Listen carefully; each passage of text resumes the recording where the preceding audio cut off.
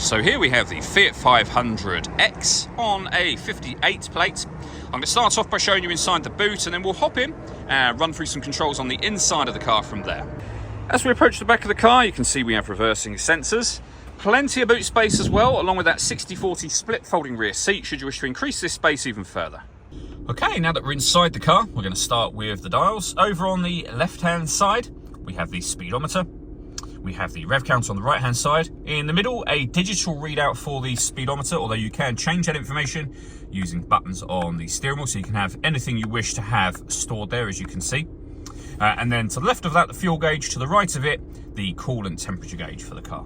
If we back out to the steering wheel, the buttons I was using are just here to change that central information. We have phone controls beneath that.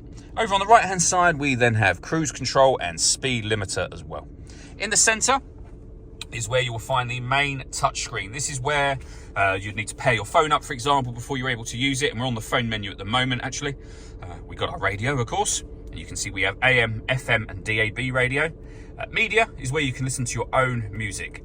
There's no devices connected at the moment, as you can see, but you can connect up a USB device. You can stream your music wirelessly via Bluetooth audio as well once you've paired your phone.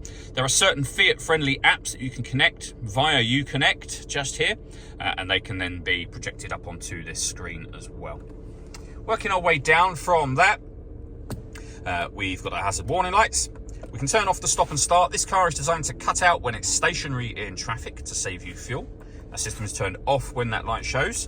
And then at the bottom here, we have the dual zone climate control. So you can adjust the passenger temperature, the driver temperature.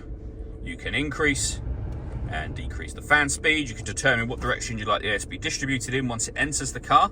Air conditioning is on at the minute. That's off, back on again. Or hit auto. In doing so, the car will take control of the direction of the air and the fan speed to maintain the temperatures that you've asked for. Any manual adjustment will override that straight away again and put it back on your own settings, as you can see. Down the bottom here, we have two separate USB inputs, one for charging, one for your music. We have the auxiliary input as well, a 12-volt charging socket, and then a 6-speed manual gearbox. All that leaves me to say is thank you for taking the time to watch this video. If you'd like to come and see the car in person and have a test drive, please feel free to call either of our MJA sites. We'd love to hear from you soon.